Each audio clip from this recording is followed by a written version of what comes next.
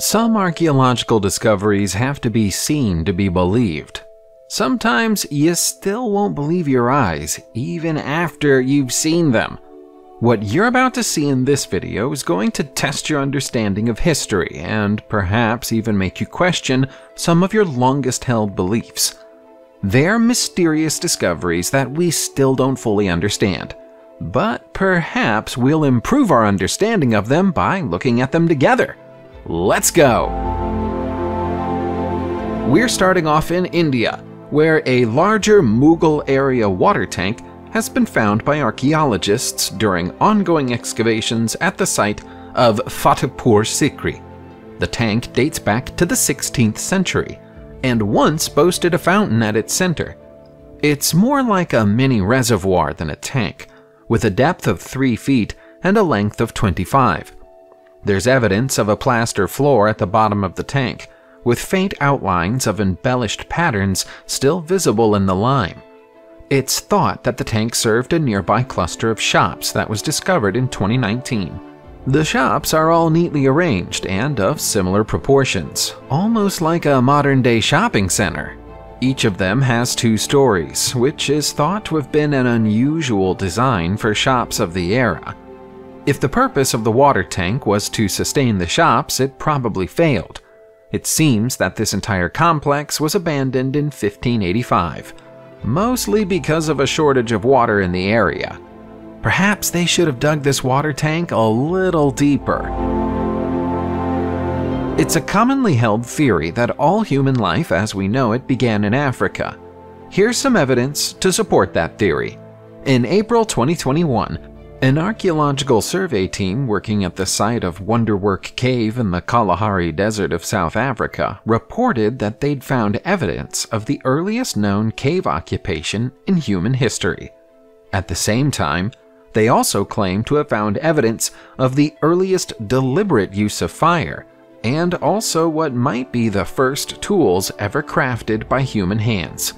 In short, the cave contains historical treasures of almost unprecedented proportions.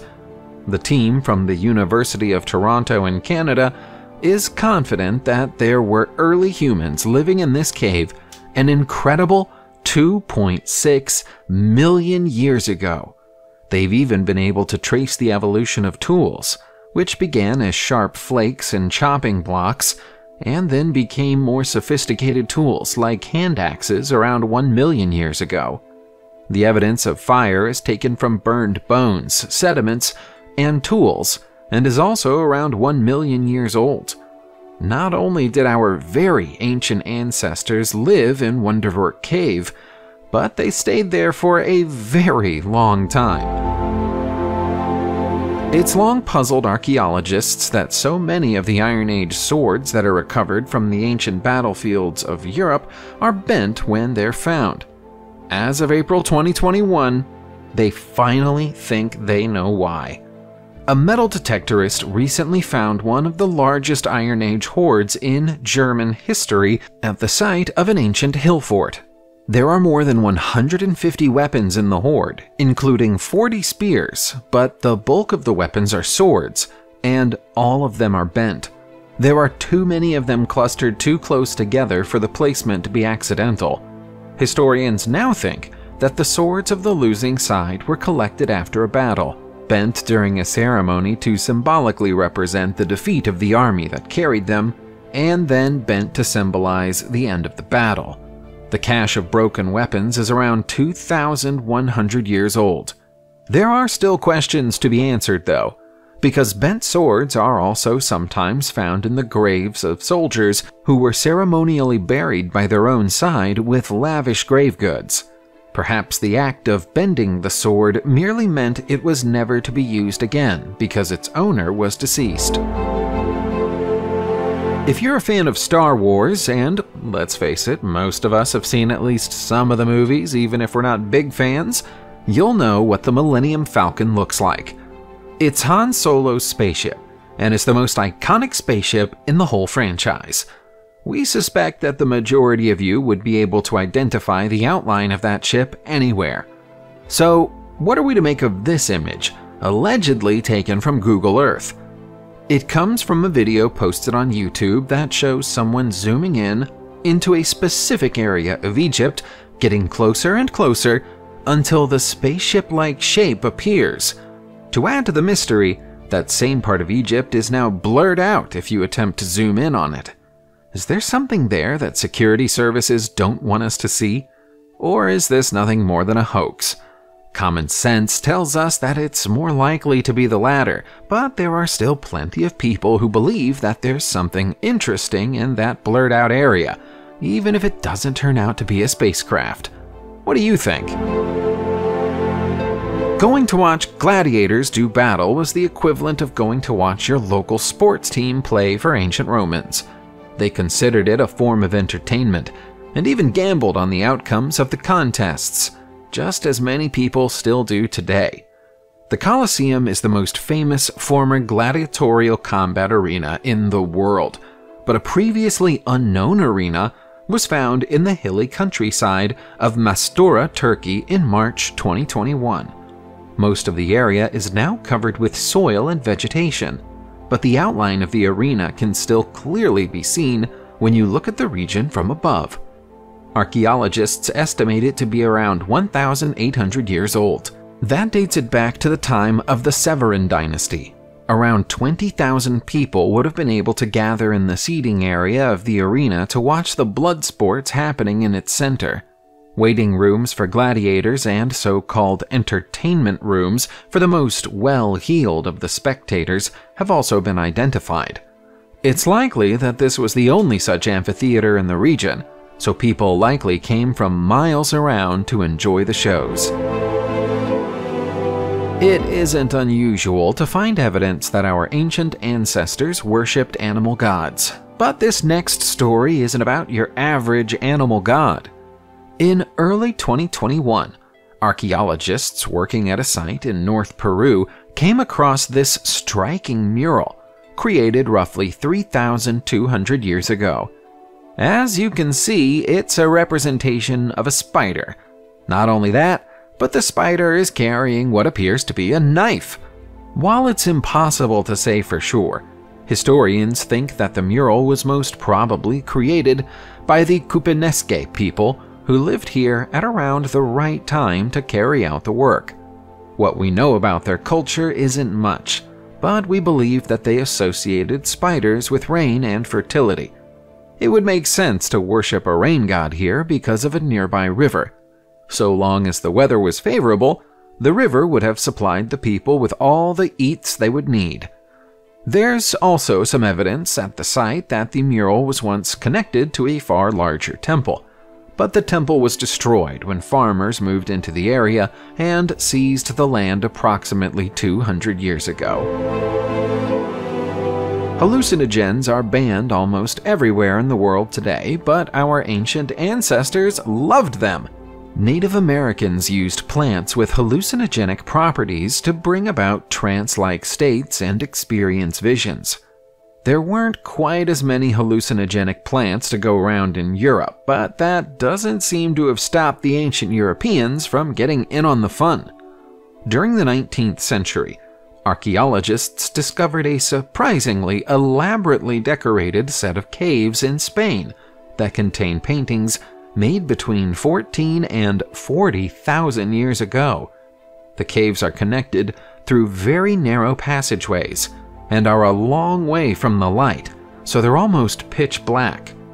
At their deepest reaches, they're also low on oxygen. According to a study performed in April 2021, it was a combination of darkness and low oxygen levels that attracted these ancient people to them. The combination of near blindness and oxygen deprivation may have induced hallucinations in the people who traveled this far into the cave system, and those hallucinations are what they painted on the wall. There might have been a spiritual or religious reason for this practice, but it's just as possible that these ancient artists were simply having fun. How much can you tell about a person from their footprints? To find that out, perhaps we should look at Europe's oldest footprints. The fossilized prints were found on a beach in southern Spain in early 2021, and belong to Neanderthals. If the initial estimate of their age is correct, the impressions were made over 100,000 years ago. There are hundreds of prints at the site, made by 36 individuals walking across the beach together. The footprints of the adults among the group are steady and constant, but there were also children in the group. Rather than being steady and consistent, the prints left behind by the children are erratic. They suggest that the children ran around, jumped, and kicked at the sand. In short, they behaved playfully in very much the same way we'd expect modern children to behave on the beach. This highlights not only the fact that the people of the distant past were, in many ways, similar to the people of today, but also that Neanderthal children were every bit as playful and joyous as the children of Homo sapiens. The two species may not be as unalike as we once thought. So much of Egypt has been explored by archaeologists in the past 200 years that you might suspect we've already found everything there is to find. We haven't, though. In fact, we're not even close. In April 2021, a whole undiscovered pharaonic city in Luxor saw the light of day for the first time in 3,000 years. The old city has been almost perfectly preserved under the sand, with multiple mud brick houses carefully arranged in neat lines. The tools used to make the houses have also been found at the site, along with a range of exciting ancient Egyptian artifacts. Back when this city was built, King Amenhotep III would have sat on the throne. It was considered to be a golden era for the ancient kingdom. There have always been rumors that there was a city in the area, and many archaeological surveys of the past have come looking for it without success. It's hard to see how they missed it.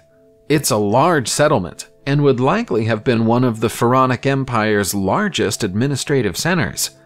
Egyptologists are already hailing this as the most important discovery in the country since Tutankhamun's tomb was found.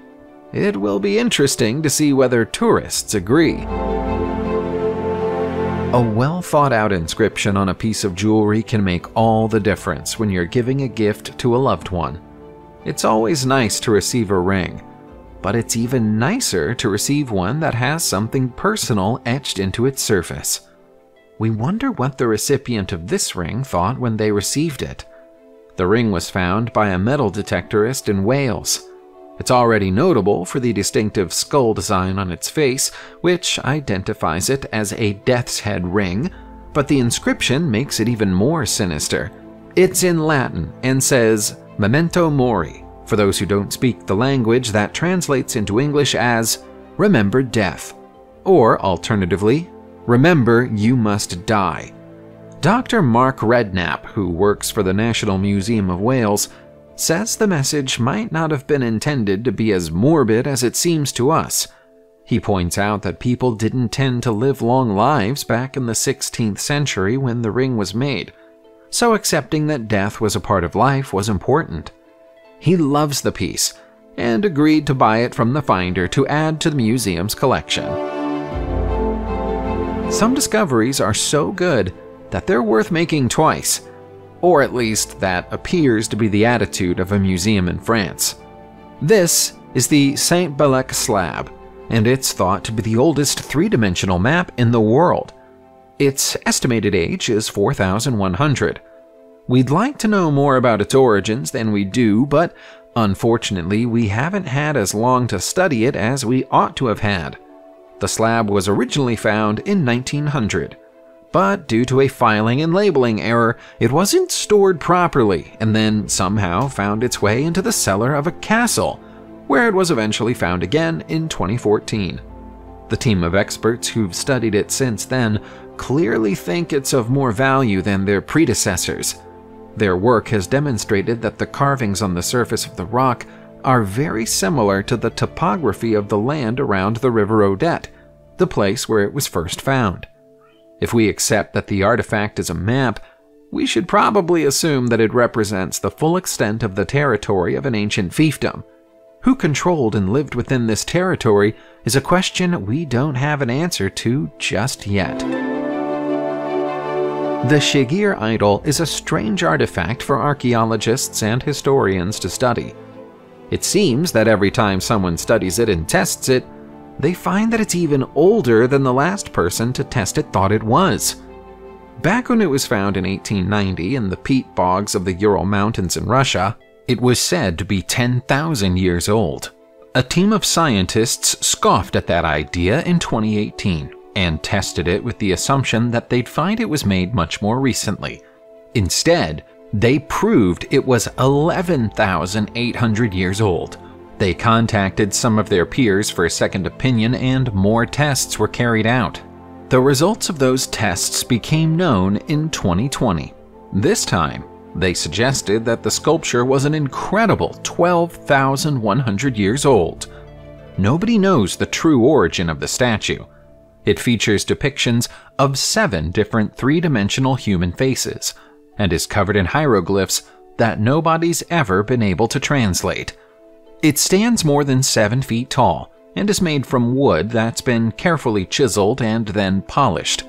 It's an enigma, and a very ancient one at that. If only we could translate those hieroglyphs! Subscribe to the channel, turn on the notification bell, and enjoy watching new videos on my channel. Thanks for watching, and see you soon!